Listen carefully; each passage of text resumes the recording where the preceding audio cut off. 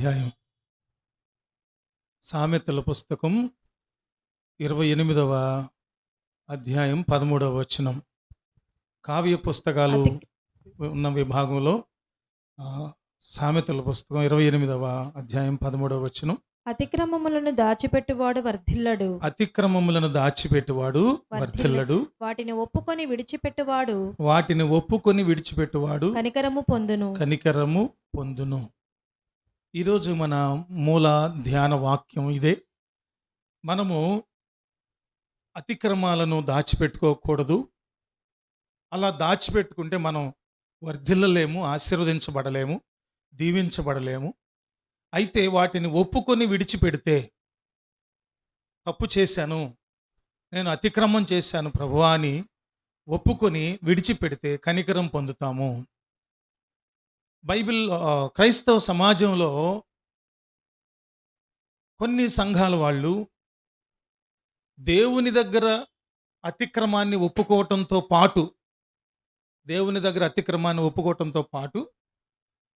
ఎవరి దగ్గర అయితే మనం అతిక్రమం చేశామో, ఎవరి దగ్గర మోసం చేశామో, ఎవరి దగ్గర దొంగతనం చేశామో, ఎవరి దగ్గర అపరాధం చేశామో, అది ఎటువంటిదైనా సరే, ఎప్పుడైతే మనం దోషులమని అపరాధులమని గుర్తించామో అప్పుడు కొన్ని సహవాసాల వాళ్ళు ఆ క్రమం నేర్పారు. వాళ్ళ దగ్గరికి వెళ్ళి, ఎవరి దగ్గర అపరాధం చేశామో వాళ్ళ దగ్గరికి వెళ్ళి వాళ్ళని ఏం అడగాలి?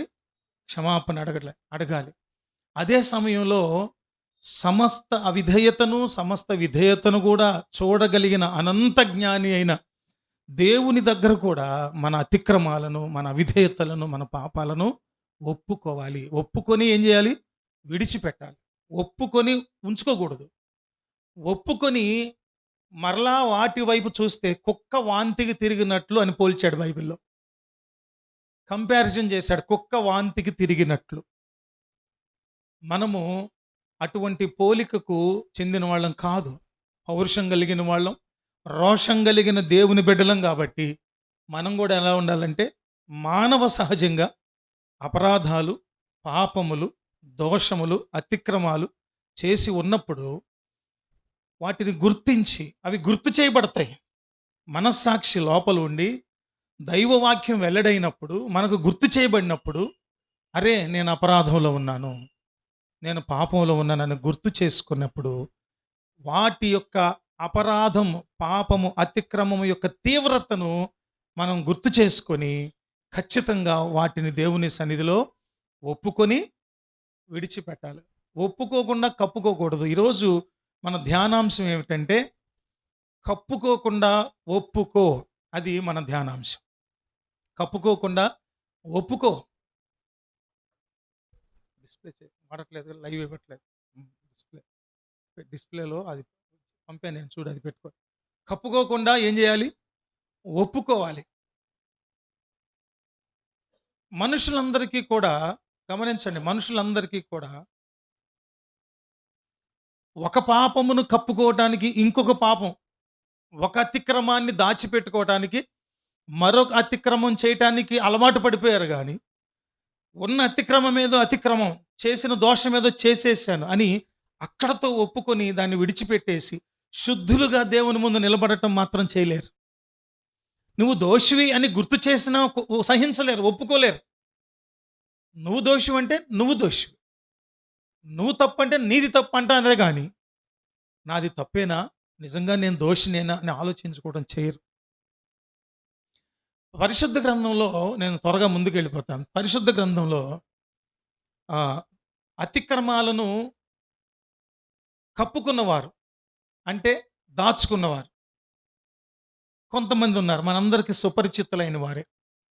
పరిశుద్ధ గ్రంథంలో చాలామంది జీవితాలను మన కొరకు మాదిరిగా పెట్టారు. కొందరునేమో అతిక్రమాలు కప్పుకున్న వాళ్ళు, కొంతమంది ఏమో వారి అతిక్రమాన్ని గుర్తించి ఒప్పుకున్నవారు. కప్పుకున్నవారంటే మనకు అర్థం కాదు. కాబట్టి ఒక చంటి బిడ్డను మనం ఎత్తుకుంటే ఆ చంటి బిడ్డ మీదకు ఈ గబ్బిళాలు, లేకపోతే గద్దలు, లేకపోతే కాకులు, ఇవన్నీ వచ్చి దుమ్ము వచ్చి, ఇంకా లేకపోతే ఎండ వచ్చి వాళ్తుందని మనం పసిబిడ్డను ఎత్తుకొని ఏం చేస్తాం? కప్పుకుంటాం. స్తన్యం ఇచ్చే తల్లులు పబ్లిక్లో బిడ్డకు ఆకలి తీర్చాలంటే వాళ్ళను కూడా కప్పేసుకుంటారు. చూసారు ఎప్పుడైనా మీరు? బిడ్డను, బిడ్డతో పాటు తనను కూడా కప్పేసుకుంటారు. చాలా మార్లు అతిక్రమాలు దాచుకునే వాళ్ళు ఎలా ఉంటారంటే, వారిలో ఉన్న అతిక్రమానికి ముసుగు వేసేస్తారు. వారిలో ఉన్న అతిక్రమం అది ఏ స్థాయిదైనా, గుండు సూదెంతదైనా, ఒక పెద్ద మనం మొయ్యలేనంత కొండదైనా మన లోపల పెట్టుకొని, అది ఎవరికి కనపడకూడదని దాని మీద ఏం చేస్తాము? ముసుగు దాన్నే కప్పుకోవటం. దేన్ని కప్పుతున్నామంటే అతిక్రమాన్ని కప్పుతున్నాం అనుకుంటున్నాం. దేన్ని కప్పుతున్నాం? మనల్ని కూడా కప్పేసుకుంటున్నాం. ఆదాము దగ్గరకు వెళితే మొట్టమొదట అపరాధములను, అవిధేయతలను కప్పుకున్న వ్యక్తిలో ఆదాము దగ్గరకు వెళితే, ఆదాము అతిక్రమాన్ని కప్పుకున్నాడు, ఒప్పుకోలేదు.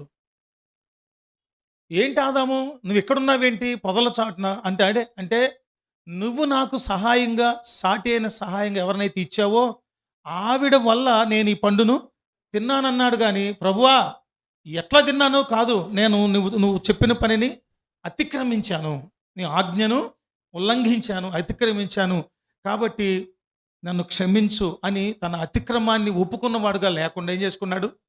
కప్పుకున్నాడు. కప్పుకోవటం వల్ల ఏమైంది? తనలో ఉన్న అతిక్రమం ఒక్కటే కప్పబడలా. ఏమయ్యారు ఇద్దరు? దిగంబరులని పొదల చాటుకెళ్ళి దాక్కున్నారు. ఏమైపోయింది ఇప్పుడు? తన దేహం అంతా కప్పుకోవాల్సి వచ్చింది.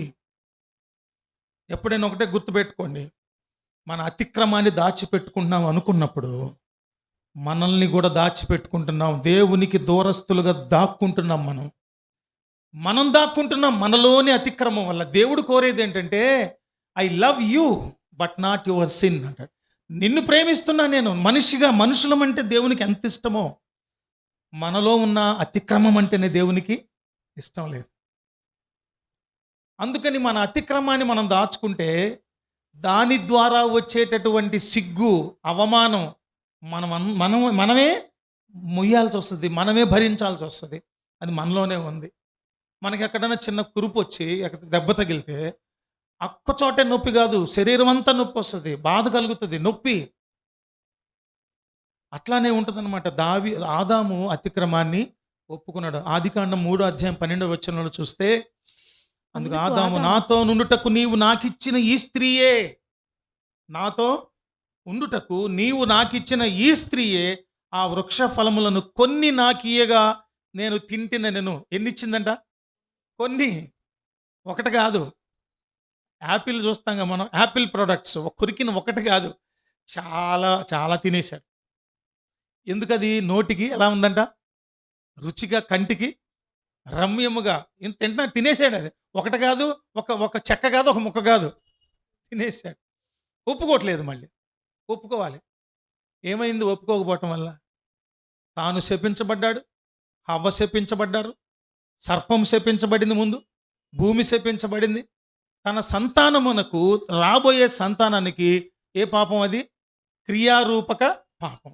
ఆ అతిక్రమ పాపము ఏమైంది? ఆజ్ఞాతిక్రమం పాపం. పాపం వల్ల వచ్చిన జీతం మరణం. ఆ మరణం అక్కడితో ఆగిపోకుండా అందరికీ సంప్రాప్తం అయిపోయింది. కప్పుకున్నవాడు ఆదాము ఒప్పుకోలేదు. పరిణామాలు శాపం. రెండవది కయ్యను దగ్గరకు వచ్చినప్పుడు వాళ్ళ కుమారుడు, ఆదికాండం 4:9-13 చూసినప్పుడు యెహోవా తండ్రి అడుగుతూ ఉన్నారు, సృష్టికర్త అయిన తండ్రి అడుగుతున్నారు, ఓ నీ తమ్ముడైన హేబెలు ఎక్కడున్నాడని కయ్యను అడగగా అతడు నాకు తెలియదు అంటాడు. అతిక్రమాన్ని ఏం చేస్తున్నాడు? దాచుకుంటున్నాడు, కప్పుకుంటున్నాడు. ఎవరి దగ్గర దాస్తున్నాడు? కయ్యూను గారు వాళ్ళ అమ్మ దగ్గర దాయగలడు, నాన్న దగ్గర దాయగలడు. ఎందుకంటే ఆదాము గారికి కానీ హవ్వ గారు కానీ కయ్యూను హృదయంలో ఉన్నదాన్ని చూడటం తెలుసా? కానీ ఎవరు తెలుసు? సృష్టికర్త అయిన దేవునికి మన హృదయంలో ఉన్న ప్రతిదీ తెలుసు. ఏమంటున్నాడు? తమ్ముడిని ఎరగడు. ఎరకపోవటం ఏంటండి? ఏం చేశాడు? చంపొచ్చాడు. హేబెల్ రక్తం దేవుని దగ్గరికి వెళ్ళి మొరపెట్టుకుందంట. మనుషుల ప్రాణము దేవుని సన్నిధిలో మొరపెడుతుంటుంది. అప్పుడు ఏమంటున్నాడు ఆయన? నా తమ్మునికి నేను కావలివాడనా? అప్పుడు ఆయన, నీవు చేసినది ఏమిటి? చేసిన పని, నీ తమ్ముని రక్తము యొక్క స్వరము నేలలో నుండి నాకు మొర్రపెట్టుచున్నది. కావున నీ తమ్ముని రక్తమును నీ చేతిలో నుండి పుచ్చుకుంటకు నోరు తెరచిన ఈ నేల మీద ఉండకుండా నీవు శపింపబడిన వాడవు. నీవు నేలను సేద్యపరచినప్పుడు అది తన సారము నీకు మీదట నీకు ఇయ్యదు. నీవు భూమి మీద దిగులు పడుచు దేశదిమ్మరివై ఉందువనెను. అందుకు కయ్యను, నా దోష శిక్ష నేను భరింపలేనంత గొప్పది. దోష శిక్ష ఒప్పుకోకపోవటం వల్ల, దేవుని మీద తిరుగుబాటు మాటలు మాట్లాడినందువల్ల, దేవుడు చూడడు అనుకునే భ్రమలో ఉన్నందువల్ల ఏమైపోయాడు? దేశ దిమ్మరి అయి ఒక శపితమైన జనాంగానికి మూలమైనాడు. ఎంత దారుణం అండి అది. మూడవది చూచినప్పుడు యెహోషువ పుస్తకం 7వ అధ్యాయము 19 నుంచి 25 వచనాలు చూచినప్పుడు, వీళ్ళు యెరికో మీదకి యుద్ధానికి పంపినప్పుడు ఇశ్రాయేలు ప్రజలందరూ కూడా యెహోషువ నాయకత్వంలో యొర్దానును దాటి కనానుకు వెళ్ళినప్పుడు అక్కడంతా కూడా వారి స్వదేశాన్ని అందరూ ఆక్రమించుకుని ఉండి, శత్రు వంశాల వాళ్ళు, రాజ్యాల వాళ్ళు ఆక్రమించుకున్నప్పుడు అక్కడ యెరికో కోట మీదకి యుద్ధానికి వెళ్ళినప్పుడు అక్కడ చెప్పారు, అదంతా శపితమైన భూమి కనుక ఓ సైనికులారా, ఇశ్రాయేలు ఎవరాళ్ళు జనాంగమా, మీరు అక్కడ ఉన్న దాన్ని పూచిక పుల్లైనా ముట్టుకోవద్దు, అది శపితమైందని చెప్తే ఆకాన్ అనేటువంటి ఒక సైనికుడు ఆశపడి ఏం చేశాడు? బంగారాన్ని, వెండిని, పట్టు వస్త్రాలను తీసుకొచ్చుకొని తన గుడారంలో అడుగున పాతిపెట్టుకున్నాడు. వెంటనే వీళ్ళు హాయి అనే చిన్న ఊరికి యుద్ధానికి వెళితే ఓడిపోగా సైన్యం ఎంతోమంది నష్టపోయారు. నేను జనరల్గా చెప్తున్నా, సమయం లేనందువల్ల. ఏం జరిగింది? ఓడిపోయారు. అప్పుడు యెహోషువ బట్టలు చింపుకొని ధూళి పోసుకొని ఎలుగెత్తి ఏడ్చి ప్రార్థన చేసినప్పుడు వెంటనే బహిర్గతం అయిపోయింది. ఆకాను చేసిన పొరపాటు బయటపడిపోయింది. అప్పుడు జరిగింది ఏంటంటే, యెహోషువ 7:19-25 చూసినప్పుడు చదువుకోండి మీరు తర్వాత. ఏమైందంట? ఆకాను యెహోషువతో 20వ వచనం, ఇశ్రాయేలుల దేవుడైన యెహోవాకు విరోధముగా నేను పాపము చేసినది నిజము. ఎప్పుడు ఒప్పుకున్నాడు? చెయ్యి దాటిపోయాక అక్కడ ధర్మశాస్త్రాన్ని తూచా తప్పక నెరవేర్చవలసిన బాధ్యత యెహోషువ నాయకత్వం మీద ఉంది కనుక అక్కడ అది నెరవేర్చవలసిన పరిస్థితి వచ్చేసింది. ఒకడు చనిపోల, ఒకడు అవిధేయత వల్ల అతను, అతని భార్య, పిల్లలు, వారికి ఉన్న పశువులు సమస్తము అక్కడ తీసుకెళ్ళి ఒక లోయలో, ఆకోరు లోయలో రాళ్లతో కొట్టబడి చంపబడ్డారు. అది ఇప్పటికే ఉందంట శపితమైన భూమిగా. ఈ రోజు కూడా ఆ రాళ్ల కుప్ప తగలబడిన ఆకాను కుటుంబం అంతా అక్కడ ఉంది. ఆకోరు లోయలో ఆకాను పడిన శ్రమ. ఎప్పుడైనా సరే గుర్తుపెట్టుకోండి, మనకు అవకాశం ఇచ్చినప్పుడే మన అపరాధాలను ఒప్పుకోవాలి, కప్పుకోకుండా. తర్వాత 4వడు గెహాజీ గురించి తెలుసుగా. ఎలీషా దగ్గర శిష్యునిగా ఉన్నటువంటి గెహాజీ కూడా సిరియా సైన్యాధిపతి అయినటువంటి నయమాను కుష్ఠరోగంతో ఉన్నప్పుడు ఆ చిన్నది చెప్పినప్పుడు ఎలీషా దగ్గరికి వెళ్ళినప్పుడు చెప్పినట్లుగా చేసినందువల్ల తర్వాత పొందిన మేలును బట్టి తను గిఫ్ట్స్ ఇవ్వటానికి వస్తే ఎలీషాకు ఆశ్రమవాసి ప్రవక్తగా దేవుని కొరకు బతికేవాడికి బంగారం, వజ్రాలు, వైడూర్యాలు, వస్త్రాలు అవసరమా? ఆయన రిజెక్ట్ చేశాడు, నా హక్కర్లే తీసుకోమని. కానీ ఆకానుకు గెహాజీకి ఏం కలిగింది? ఆశ కలిగింది. పరుగు నిలిపోయాడు రథం వెనకాల. మా దైవజనుడు మళ్ళీ ఇవ్వమంటున్నాడు, తీసుకొచ్చాడు. అబద్ధం ఆడి ఏం జరిగింది? ఫలితం ఎవరికి పోయింది? సిరియా రాజు అయినటువంటి నయమానుకు, సిరియా సైన్యాధిపతి అయినటువంటి నయమానుకు పోయిన కుష్ఠరోగము తిరిగి మరలా ఎవరికి వచ్చింది? గెహాజీకి వచ్చింది. అపరాధాలను దాచిపెట్టుకున్నవాడు వర్ధిల్లడు, వాటిని ఒప్పుకొని విడిచిపెట్టువాడు కనికరము పొందుతాడు. ఒప్పుకోవాలి, విడిచిపెట్టాలి. సమరయ స్త్రీ దగ్గరికి వచ్చారు యేసయ్య. 5వది చూస్తే సమరయ స్త్రీ దగ్గరికి వచ్చారు. సమరయ స్త్రీ దగ్గరికి వస్తే సమరయ స్త్రీకి యేసయ్య ఎవరో, ఆయన మహత్యం ఏమిటో, ఆయన గొప్పతనం ఏంటో, ఆయన దైవత్వం ఏంటో, ఆయన మెస్సియాగా వచ్చిన విశేషం ఏమిటో ఏమీ అర్థం కాకముందంది, నీ భర్తను తీసుకురావంటే ఏమంది? వెంటనే అబద్ధం ఆడేసి, నాకు భర్త లేడు అనేసి. అమ్మ లేకపోవటం ఏంటి? నీకు ఎంతమంది ఉన్నారు? 5 భర్తలు ఉన్నారు. దెబ్బకి కళ్ళు తిరిగి, గింగిరాలు తిరిగి కింద పడింది. కింద కటాక్షం గారు చెప్పారు, పేగులన్నీ కూడా కదిలిపోయి ఎగిరి గంతులేసినాయి.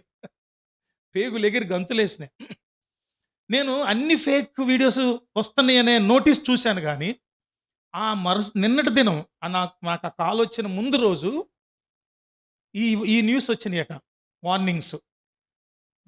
బ్యాంకుల నుంచి మీకు ఓటీపీలు అడగరు, ఫైనాన్సర్స్ అడగరు, వాళ్ళు అడగరు, వచ్చినాయి కానీ మీ పిల్లలు సిబిఐ అరెస్ట్ చేసిందని అవన్నీ ఇవన్నీ వస్తాయని జాగ్రత్తగా ఉన్న అలర్ట్ ముందు రోజు వచ్చింది నాకు.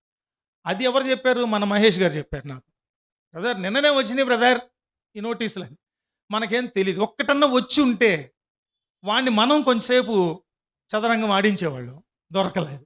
మనమే పేగులు అల్లాడిపోయేట్టు అయిపోయాం కాసేపు. వెంటనే నేను తమాయించుకున్నా. 2 గంటల క్రితం మా అబ్బాయితో మాట్లాడి వాడు పడుకొని ఉన్నాడు. మనకు ట్రాక్స్ పంపించాడు. ఇది ఎలా సాధ్యం? పైగానేమో ఇది ఎక్కడ జరుగుతుంది? దుబాయ్లో అంటాడు ఒకడు, మేము సిబిఐ అంటాడు. అక్కడ తేడా వచ్చింది. అందుకని సమరయ స్త్రీకి అర్థం కాల. అప్పుడు ప్రభు చెప్పారు, నీకు ఇది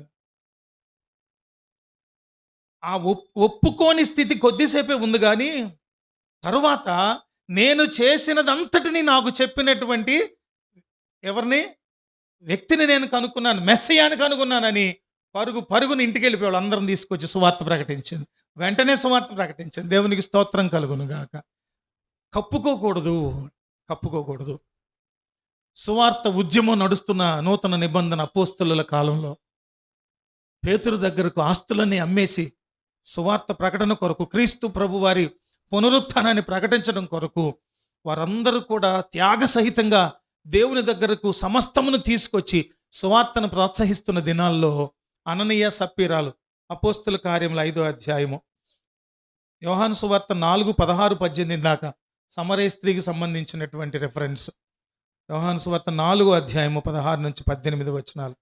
6వది అననీయ సప్పీరాల విషయాలకు వచ్చినప్పుడు వాళ్ళు ఒకరికొకరు దొందన్నట్లు తోడు దొంగల్లాగా ఒకళ్ళు అబద్ధమాడి చచ్చిపోయారు.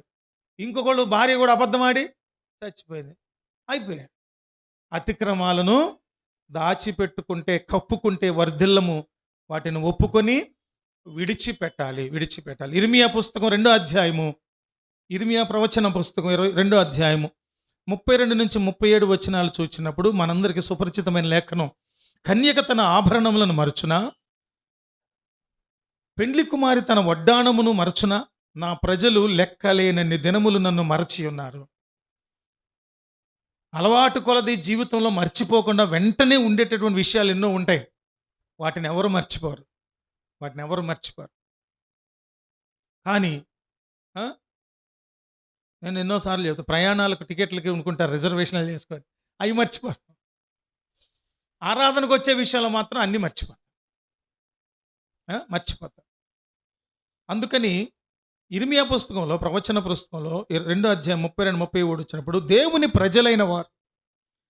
ప్రజలైన వారిని గూర్చి, వారు దేవునికి వ్యతిరేకులుగా ఉన్నదాన్ని గూర్చి, దేవుని మీద తిరుగుబాటు చేసే విధానాన్ని గురించి చాలా కఠినంగా రాస్తాడు ఇర్మియా భక్తుడు. చాలా చాలా గట్టిగా, దాన్ని ఏమంటారు, పచ్చిగా దేవుని దగ్గర నుంచి వచ్చినటువంటి వాక్కును ఉన్నదన్నట్లుగా ఏమాత్రం మొహమాటం లేకుండా దాచుకోకుండా ప్రకటిస్తారు ఆయన. అంత గొప్పగా 33వ వచనంలో చూస్తే 2వ అధ్యాయం, కామము తీర్చుకొనుటకై నీవెంతో ఉపాయముగా నటించుచున్నావు, అందువలన నీ కార్యములు చేయుటకు చెడు స్త్రీలకు నేర్పితివి గదా.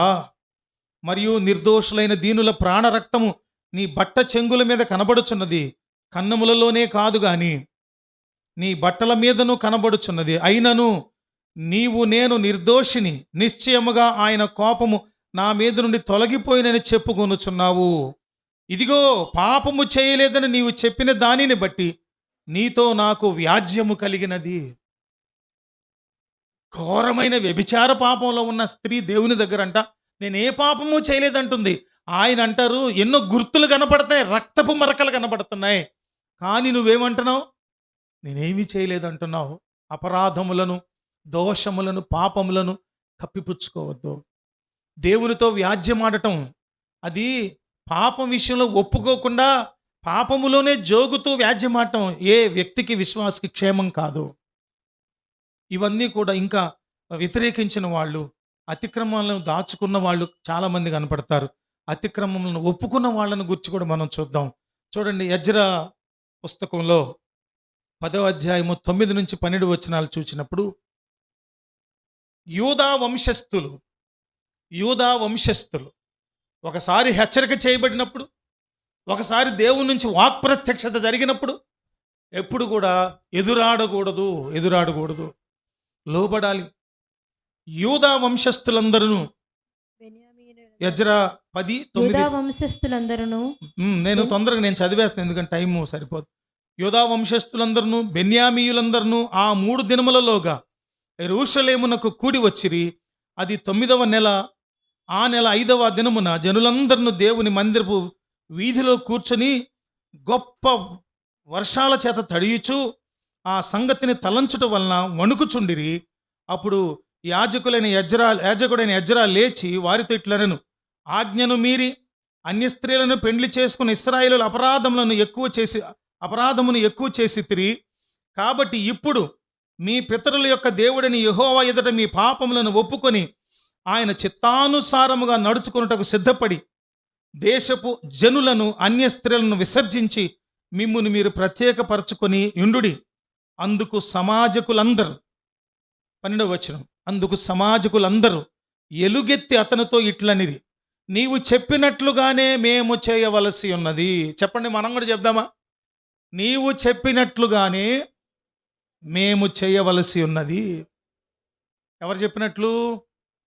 యాజకుడైన ఎజ్రా చెప్పినట్లు మేము చేయాలి. ఒప్పుకుంటున్నారు. అలా చేసినప్పుడు దేవుడు వారి అతిక్రమాలను క్షమించారు. ఒప్పుకోవటమేనండి, అందులో ఏమీ లేదు. Just obey, just confess. ఒప్పుకోవటంలో ఎంత ఆశీర్వాదం ఉందో. రెండవది బిలాము కూడా సంఖ్యాకాండము 22వ అధ్యాయము 31 నుంచి 34 వచనాలు మీరు చదువుకోండి. బిలాము కూడా అంతలో 31వ వచనం, అంతలో యెహోవా బిలాము కన్నులు తెరిచెను గనుక దూసిన ఖడ్గము చేత పట్టుకుని త్రోవలో నిలిచున్న యెహోవా దూతను అతడు చూచి తల వంచి సాష్టాంగ నమస్కారము చేయుగా, యెహోవా దూత, ఈ ముమ్మారు నీ గాడిదను నీ వేల కొట్టిది, ఇదిగో నా ఎదుట నీ నడత విపరీతమైనది గనుక నేను నీకు విరోధనే బయలుదేరి వచ్చి తిని. ఆ తర్వాత 34వ వచనం, అందుకు బిలాము, నేను పాపము చేసి తిని.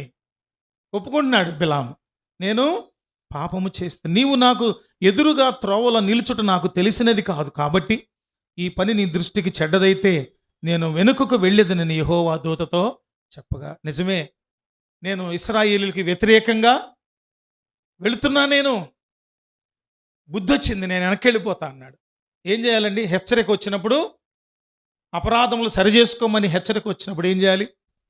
ఏ మాట లేదు, ఒకటే మాట, ఒప్పుకుంటున్నాను ప్రభువా, ఐ సరెండర్, నేను లోబడిపోతున్నాను. నెహెమ్యా పుస్తకంలో 9వ అధ్యాయంలో 1 నుంచి 3వ వచనం చూచినప్పుడు అక్కడ యోధా ఒప్పుకున్నది ఎజ్రా పుస్తకంలో, ఇక్కడ ఇశ్రాయేలు జనాంగం ఒప్పుకున్నారు. మీరు మొదటి వచనం చూస్తే, ఈ నెల 24వ దినమందు ఇశ్రాయేలీలు ఉపవాసం ఉండి గోని పట్టలు కట్టుకొని తల మీద ధూళి పోసుకొని కూడి వచ్చిరి.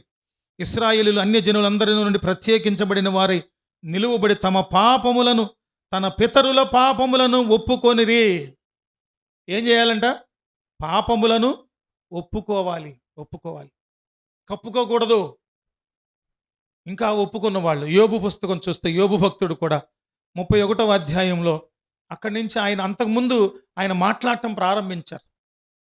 ఎలీఫజు, జోఫరు, బిల్దదు ఈ స్నేహితులు సంభాషిస్తున్నటువంటి ఆ సంభాషణలు అయిన తర్వాత తాను మాట్లాడటం మొదలుపెట్టి చెప్తాడు. మొదట వచనం, నేను నా కన్నులతో నిబంధన చేసుకుంటుని, కన్యకను నేను ఎలాగో చూతును. పాపం చేయకుండా ఉండటం కోసం, కళ్ళు పాపం చూడకుండా ఉండడం కోసం తను కళ్ళతో నిబంధన చేసుకున్నారట. దేవునికి స్తోత్రం కలుగును కాక. ఇదిగో కళ్ళారా, కళ్ళు వింటున్నారా, నువ్వు ఇంకెప్పుడు కూడా మీ ఇద్దరు లోకంలో ఉన్నటువంటి కన్యలను ఆకర్షించే వాటిని చూడకూడదు. అంటే ఏంటి? శపథం చేసుకుంటారు. ఆ తర్వాత ఏమంటున్నాడు? ఇలా శపథం చేశాక నిన్ను ఎలా చూస్తాను? అలాగూ చేసిన యెడల పరమునున్న దేవుని ఆజ్ఞ ఏమగును? ఉన్నత స్థలమునున్న సర్వశక్తిని స్వాస్థ్యమే మగును. సర్వశక్తిని స్వాస్థ్యం అంటే ఎవరు? మనమే. మన పరిశుద్ధతే భూమి మీద మనకు స్వాస్థ్యం. స్థిరాస్తులు, చరాస్తులు, లగ్జరీ కార్లు, ధనము, బంగారం ఇవి కాదండి భూమి మీద మనకు స్వాస్థ్యం. పరిశుద్ధతయే భూమి మీద మనకు స్వాస్థ్యం. యోబు భక్తుని తర్వాత దావీదు భక్తుడు కూడా 51వ కీర్తనలో కానీ, అదేవిధంగా 32వ కీర్తనలో కానీ మనం చూచినప్పుడు 51వ కీర్తన 1 నుంచి చూస్తే, దేవా నీ కృప చొప్పున నన్ను కరుణింపుము, నీ వాత్సల్య బాహుళ్యము చొప్పున నా అతిక్రమములను తుడిచివేయుము, నా దోషము పోవునట్లు నన్ను బాగుగా కడుగుము, నా పాపము పోవునట్లు నన్ను పవిత్రపరచుము. నా అతిక్రమములు నాకు తెలిసే ఉన్నవి, నా పాపం ఎల్లప్పుడూ నా ఎదుటనున్నది. నీకు కేవలము నీకే విరోధముగా నేను పాపము చేసి ఉన్నాను, నీ దృష్టి ఎదుట నేను చెడుతనము చేసి ఉన్నాను. కావున ఆజ్ఞ ఇచ్చినప్పుడు నీవు నీతిమంతుడుగా అగుపడదువు, తీర్పు తీర్చినప్పుడు నిర్మలుడుగా అగ్గుపడదువు. నేను పాపములో పుట్టిన వాడను, పాపములోనే నా తల్లి నన్ను గర్భమున ధరించెను. ఇవన్నీ చూసినప్పుడు, అదేవిధంగా 32వ సంకీర్తన 3-5 వచనాలు కూడా చూసినప్పుడు, దావీదు భక్తుని క్షమాపణ దేవుని దగ్గర ఏ విధంగానైతే తగ్గించుకొని పాపములను కప్పుకొనక ఒప్పుకొని ఏ విధంగా దేవుని సన్నిధిలో పశ్చాత్తాపడ్డాడో కనబడుతుంది. ఆ తరువాత సీమోను పేతురును కూడా చూస్తాం నూతన నిబంధనలో. లూకాసు వార్త 22వ అధ్యాయము 62-63 వచనాలు చూసినప్పుడు, నాకు ఈ వచనం ఎప్పుడు చదివినా కళ్ళ వెంటనే నీరు కారుతుంది, చెమ్మగిలుతాయి కళ్ళు. సిలువలో ఆ యెరూషలేము వీధుల్లో రోమా సైనికులు ఈడ్చుకు వెళుతూ కొడుతూ రక్తమంతా కూడా పోయి నానా హింసలు, అవమానాలు, దెబ్బలు తింటూ వెళుతూ ఉన్నప్పుడు, నీ కొరకు నేను చచ్చిపోతానన్న పేతురు ముమ్మారు బొంకిన తర్వాత 62 వచనం, అప్పుడు ప్రభువు తిరిగి పేతురు వైపు చూచెను. ఆ రక్తసిక్తమైనటువంటి కళ్ళతో, ధారాపాతంగా రక్తం కారుతూ ముళ్ళ కిరీటంతో ఉన్న నేల మీద పడి దెబ్బలు తిన్నటువంటి ప్రభువు ఆ రక్తసిక్తమైన కళ్ళతో పేతురును చూచినప్పుడు, పేతురు నేడు కోయిక మునుపు నీవు కూయక మునుపు నువ్వు ముమ్మారు నన్ను ఎరుగుదునని ప్రభు తనతో చెప్పిన మాట జ్ఞాపకము చేసుకొని వెలుపలికి పోయి సంతాపపడి ఏడ్చాను. పశ్చాత్తాపడితే ఏమొస్తుంది? వెంటనే కన్నీరు వస్తుంది. పశ్చాత్తాపం లేకుండా కన్నీరు వచ్చే వాళ్ళని ఏమంటారు? నటులు, యాక్టర్స్, నట సార్వభౌములు, నట విభూషణులు, పద్మశ్రీలు అనమాట వీళ్ళందరూ. సంఘాల్లో ఉన్నారండి. I'm sorry to say this. పశ్చాత్తాపడితే ఖచ్చితంగా ఏమొస్తుంది? దుఃఖం వస్తుంది. దుఃఖము మనలను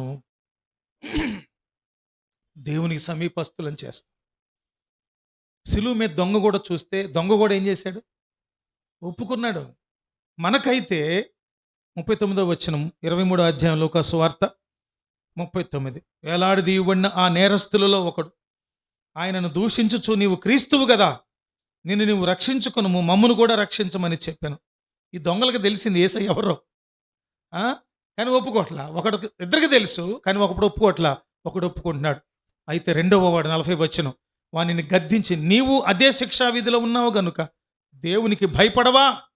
మనకైతే ఇది న్యాయమే, మనము చేసిన వాటికి తగిన ఫలము పొందుచున్నాము, కానీ ఈయన ఏ తప్పిదమును చేయలేదని చెప్పాడు.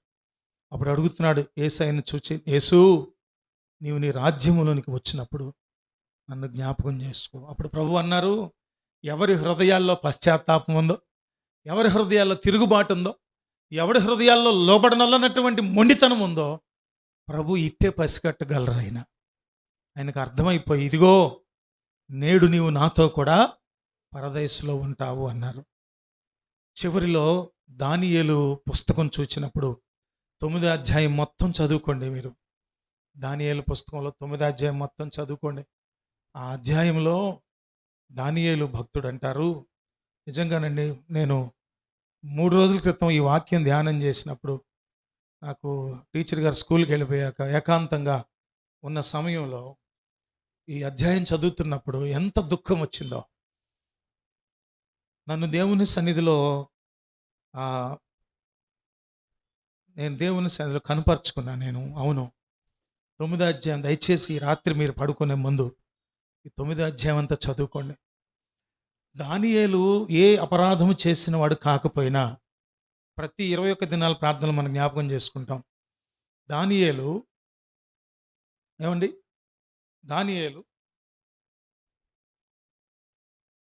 నేను మీకు కొన్ని వచనాలు మీ ముందు పెడతాను, చూడండి దయచేసి.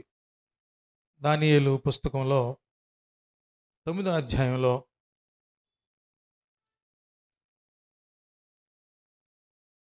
మొదటి రెండవ వచనం చివరిలో, యెరూషలేము పాడుగా ఉండవలసిన 70 సంవత్సరములు సంపూర్తి అగుచున్నవని గ్రంథముల వలన గ్రహించి తిని. ఎప్పుడు ప్రార్థన చేయాలో చూడండి, దానియేలు ఎప్పుడు ప్రార్థన చేయాలో, ఎప్పుడు ప్రార్థన ఆవశ్యకత ఉందో అది గుర్తించాడు అక్కడ. అది ఒకటవ పాయింట్. రెండవది 3వ వచనం చివరిలో, ప్రభువుకు దేవుని ఎదుట నా మనసును నిబ్బరం చేసుకున్నాను. మనసును నిబ్బరం చేసుకున్నాడు ప్రార్థన చేయటం కోసం.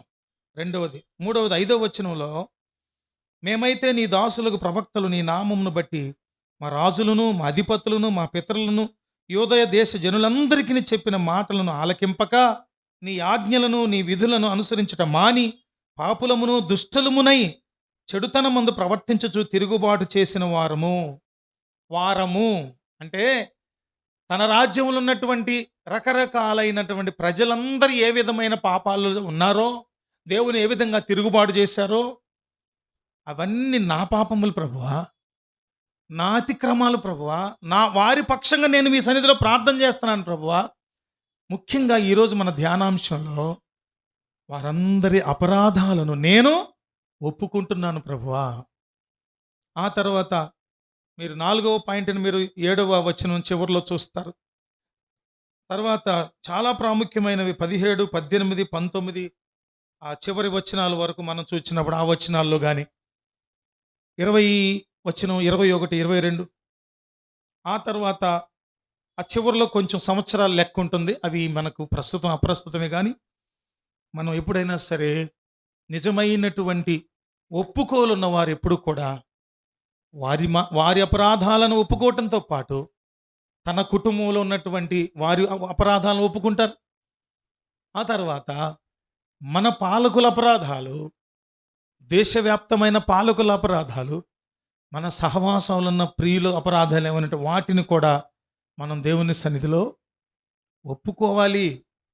ఏమండో ఇక్కడ గుర్తించండి, అపరాధాల్లోనే పుచ్చిపోయి చచ్చిపోయిన వాళ్ళు ఎవరైనా ఉంటే వాళ్ళ గురించి, వాళ్ళు చచ్చిపోయిన తర్వాత వాళ్ళ గురించి నేను వాళ్ళ పాపాలు ఒప్పుకొని ప్రార్థన చేయడం వల్ల ఫలితం ఏముంటుంది?